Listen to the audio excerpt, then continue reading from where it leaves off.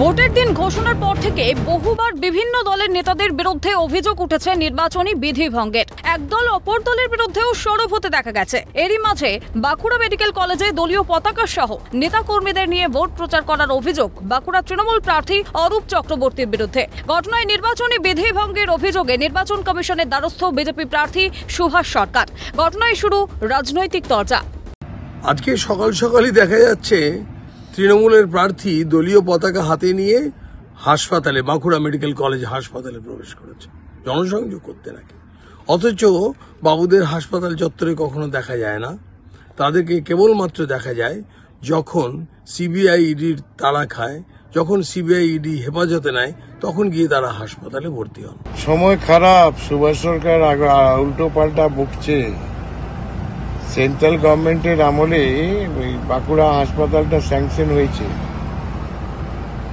রাজ্য সরকার তৈরি করেছে সেন্ট্রাল গভর্নমেন্টের টাকায় ঠিকই, কিন্তু সুভাষ সরকারের কৃতিত্ব এতে নেই। তিনি নিজে আইন ভঙ্গ করে মেডিকেল কলেজের ভেতরে ঢুকলেন। তিনি বললেন যে হাসপাতাল আমরা তৈরি করেছি, মানুষকে বিভ্রান্ত করলেন, অপপ্রচার করেছেন হাসপাতালের ভেতরে ঢুকে। আইনটা তো উনি ভেঙেছেন। শাক দিয়ে মাছ ডাকতে চাইছেন। আমি তো গেছিলাম রোগীদের পরিবাররা যাতে জল পায়, একটা জলছত্র উদ্বোধন হচ্ছিল।